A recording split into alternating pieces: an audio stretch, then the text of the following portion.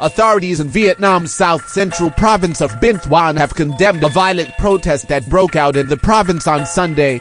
The People's Act of vandalizing government offices is unbelievable in this peacetime and has caused very serious consequences, Huynh Thai Duong, deputy head of the provincial propaganda department, said at a press briefing on Monday. He also stressed that the protest, which resulted in the main gate of the Provincial People's Committee building being pulled down and over 10 vehicles being torched, is comparable to a riot and is therefore unacceptable. On Monday, many protesters also blocked a section of National Highway 1, set cars on fire and threw rocks, as well as petrol bombs, at the police, according to Huynh Van Dien, chairman of Tuy Phong District. Authorities have identified many of the protesters as young, unemployed drug addicts with existing criminal records.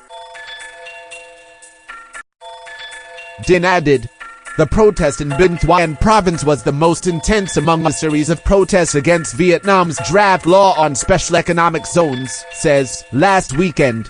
Hundreds of protesters had stormed the office of the Provincial People's Committee on Sunday evening, burned vehicles,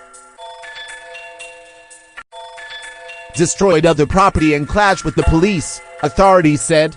The protest resulted in dozens of police officers being injured, but there was no casualty. Local authorities have detained 102 people for vandalizing by Monday morning. In addition to Binh Thuan,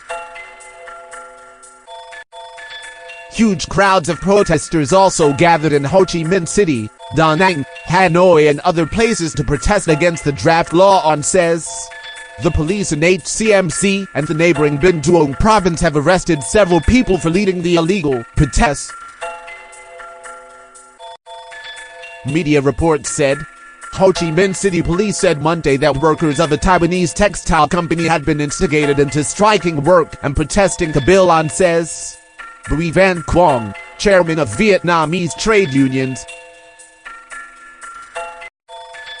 called on all workers to stay alert and not to listen to the bad people. The draft law on says allegedly triggered the protests due to a proposed provision that would allow foreign investors to lease land for 99 years. Vietnam's current land law allows investors to rent land for up to 70 years. The bill has since been deferred, as voted by the National Assembly on Monday, but initially planned to be passed next week. It is now scheduled to be discussed again at the National Assembly's next session in October. The video is sponsored by CNtronic.com.